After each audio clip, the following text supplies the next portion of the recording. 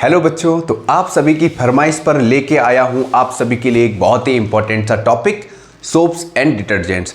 ये topic generally exam में 5 number का आता है, तो होश में बैठना और लेक्चर को पूरा कंप्लीटली ही देखना, ठीक है? क्योंकि यहां से 1 नंबर, 2 नंबर या 3 नंबर के क्वेश्चंस जो बनेंगे वो मैं आपको अच्छे से कराने वाला हूं। समझ में आया? सोप्स और डिटर्जेंट का कॉन्सेप्ट इतने प्यारे तरीके से आपके दिमाग में घुस जाएगा जितना आपके दिमाग में गलतफहमी घुसती है ना? क्या बात कहती है ना? तो प्यारे सुस्त प्रजातियों के व्यक्तियों, कंबल से बाहर निकल आओ और टॉपिक को थोड़ा होश पूर्वक पढ़ने का प्रयत्न करो, ठीक है? तो कॉपी पेन निकाल लो। आज हम 5 नंबर का जो टॉपिक है उसको कवर करने वाले हैं, सोप्स एंड डिटर्जेंट। तो बात करते हैं बच्चों एक्शन ऑफ सोप के बारे में, ठीक है? एक्शन ऑफ सोप के बारे में तो ध्यान से समझना, बहुत ही प्यार से समझाने की कोशिश करूंगा सरल तरीके से। तो बच्चों जो सोप्स होते हैं, ठीक है, इनके पास मेनली 2 एजेंट होते हैं। एक होता है हाइड्रोफिलिक और दूसरा होता है हाइड्रोफोबिक, ठीक है? जैसे आपके दोस्त होते हैं, आपने अक्सर देखा होगा कि आपके मिनिमम 2 दोस्त तो होंगे। एक दोस्त हमेशा उत्सुक रहता है लड़ाई करने के लिए, ठीक है? मतलब उसको पंगे करने की आदत होती है। कहीं पर भी जाओ पंगा कर देगा, आपको समझाना पड़ेगा कि भाई रुक जा, पंगा मत करना, कहीं शांत रहना, ठीक है? और एक दोस्त होता है जो बहुत डरपोक होता है, बहुत चीज़ों से डरता है, पंगे करने से डरेगा, बात करने से भी डरेगा, कहीं जाएगा नहीं बाहर, कहीं कुछ हो ना जाए। समझ में? तो जो हाइड्रोफिलिक होता है ये वाटर लविंग होता है। कैसा होता है? Water loving. ध्यान से समझते जाओ। और ये क्या होता है? दोनों ही पानी में के साथ रिएक्शन करते हैं, लेकिन कंडीशन अलग अलग है। देखो, ये वाटर लविंग होता है क्योंकि बच्चों हाइड्रो का मतलब क्या होता है? हाइड्रो का मतलब होता है बेटा वाटर। क्या होता है? वाटर। अब हाइड्रोफोबिक का मतलब जो पानी, फोबिया मतलब डर, ठीक है?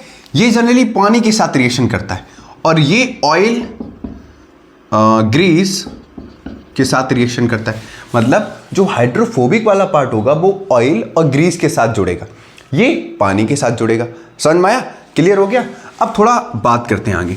जो सोप्स होते हैं बच्चों, ठीक है, सोप्स जो होते हैं वो सोडियम और पोटेशियम सॉल्ट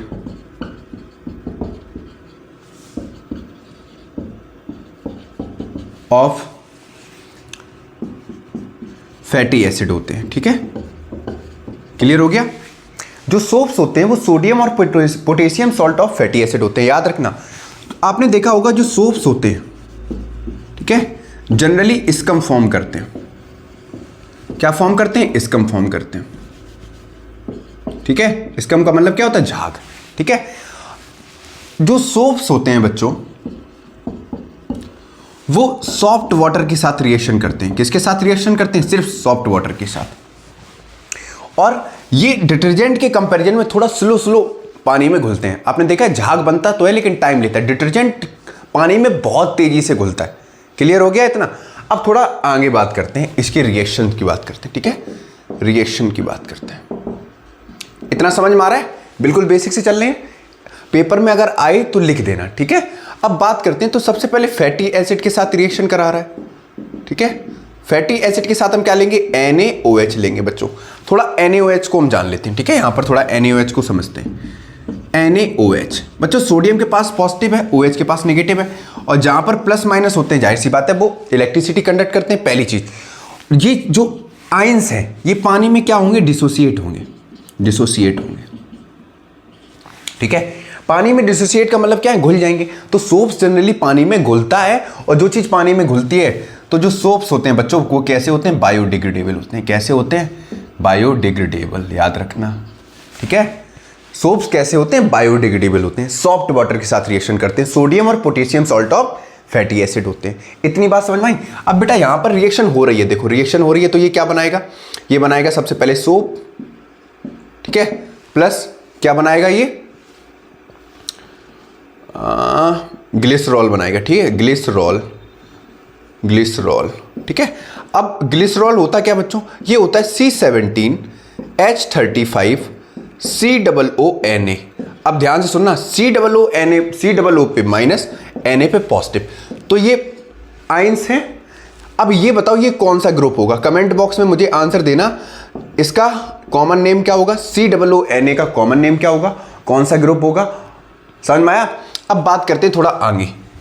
आपने C15H31 COOH एक पढ़ा होगा, C17H35 सॉरी H33 COOH एक पढ़ा होगा C17H35 COOH। इनका नेम कभी कभी एग्जाम में पूछा जाता है कॉमन नेम, तो मैं बता दे रहा हूं। इसको बोलते हैं पालमेटिक एसिड, ठीक है। इसको बोलते हैं ऑयलिक एसिड, ऑयलिक एसिड देख लेना नेम, मुझे स्पेलिंग देख लेना, मुझे सही से नहीं स्पेलिंग पता। और इसको बोलते हैं stearic acid, STARIC stearic acid, ठीक है। क्लियर हो गया, यहाँ तक नोट करो फिर आगे बढ़ा जाए। फटाक से नोट करो बच्चों, नोट हो गया यहाँ पर। इसको ऑयलिक को बोल ऐसे लिख लेना, शायद ऑयलिक ये होगी OLEIC ऑयलिक, देख लेना, ठीक है। अच्छा एक चीज़ याद रखना, जो हाइड्रोफोबिक वाला पार्ट है इसमें, ठीक है, वो ऑयल और ग्रीस के साथ रिएक्शन करके क्या करता है, कपड़े से इम्प्योरिटीज या डर्ट को क्या कर देता है, रिमूव कर देता है, समझ में आया, जिसको हम बोलते हैं एक्शन ऑफ सोप। ठीक, इतना क्लियर हो गया। पेपर में कभी कभी ये पूछा जाएगा कि C15H31 COOH को हम क्या बोलते हैं, या C17H33 COOH क्या होगा, या फिर ये किसके सॉल्ट्स होते हैं, ठीक है। ये सॉफ्ट वाटर में रिएक्शन करता है, हॉट वाटर के साथ रिएक्शन करता है, तो हार्ड वाटर के साथ तो रिएक्शन करता नहीं है, ये जनरली सॉफ्ट वाटर के साथ रिएक्शन करता है। सोप्स जो होते हैं वो बायोडिग्रेडेबल होते हैं, समझ में आया, क्लियर हो गया। सोप क्या करते हैं, स्कम फॉर्म करते हैं, इतना चीज आपको याद रखनी है। अब मैं रब करने जा रहा हूं, ठीक है, फिर आगे बढ़ते हैं डिटर्जेंट की तरफ।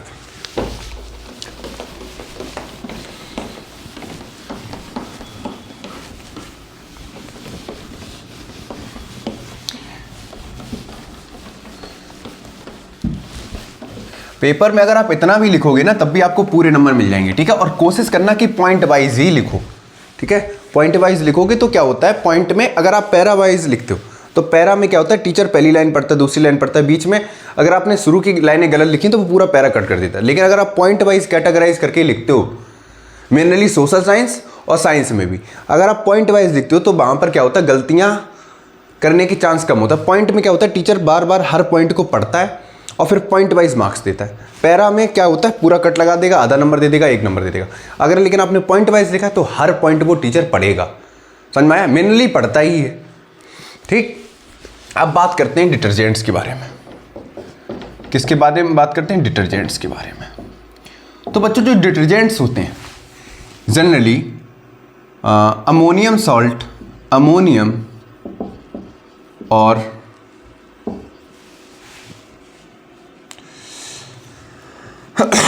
Sulfonate, sulphonate salts of long chain of hydrocarbons होते हैं। हाइड्रोकार्बन्स पता ही है क्या होते हैं, हाइड्रोकार्बन्स जनरली हाइड्रोजन और कार्बन्स के कंपाउंड होते हैं, ठीक है। अब हाइड्रोकार्बन्स की बात करें मतलब इनमें जो कार्बन एटम होगा, ठीक है, मेनली जो कार्बन एटम्स होते हैं वो 12 to 18 होते हैं। कितने होते हैं, 12 to 18, समझ में आया। जो डिटर्जेंट्स होते हैं जनरली हार्ड वाटर के साथ रिएक्शन करते हैं। किसके साथ रिएक्शन करते हैं, हार्ड वाटर के साथ रिएक्शन करते हैं। जो डिटर्जेंट्स होते हैं वो कैल्शियम और मैग्नीशियम आयन के साथ रिएक्शन करके स्कम फॉर्म नहीं करते हैं, मतलब do not form scum. Scum form क्यों नहीं करते हैं, क्योंकि वो कैल्शियम और मैग्नीशियम आयंस के साथ रिएक्शन करते हैं, जिसकी वजह से वहां पर स्कम फॉर्म नहीं होता है। ठीक, तीसरा क्या होगा इसमें, जनरली ये नॉन बायोडिग्रेडेबल होते हैं। कैसे होते हैं, नॉन बायोडिग्रेडेबल, डिग्रेडेबल। और बच्चों क्लास 10th में जिन बच्चों ने बिल्कुल भी तैयारी नहीं की है प्लीज उन तक ये वीडियो पहुंचा देना। 10 मिनट के अंदर आपका पूरा ये टॉपिक कवर हो जाएगा और आप एग्जाम में अच्छे से पॉइंट वाइज लिख के आ जाओगे, ठीक है। नॉन बायोडिग्रेडेबल होते हैं। अब मैंने अभी एक पॉइंट बताया था कि जो डिटर्जेंट्स होते हैं वो सोप के कंपैरिजन में बहुत जल्दी पानी के साथ रिएक्शन करते हैं, मतलब पानी में घुल जाते हैं। तो दे डिसॉल्व फास्टर इन वाटर।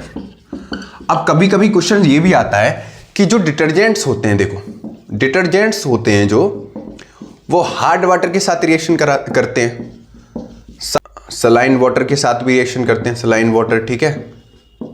और किसके साथ रिएक्शन करते हैं? एसिटिक वाटर बोल दो या एसिटिक मीडियम होगा, ठीक है, एसिटिक मीडियम के साथ।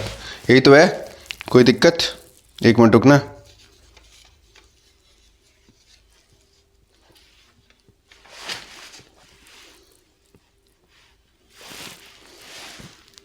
हाँ, एसिटिक मीडियम या एसिटिक वाटर के साथ रिएक्शन करेंगे, ठीक है। अब इसमें रिएक्शंस देख लेते हैं। ये मैंने आपको क्या बताया था, ये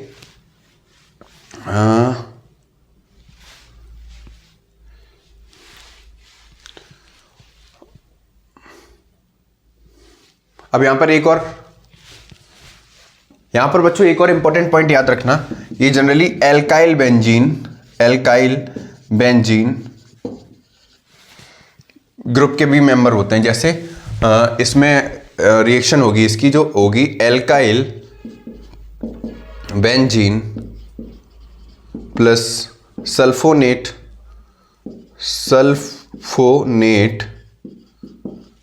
एसिड रिएक्ट करके किसके साथ जाएगा? ये बनाएगा एल्काइल बेंजीन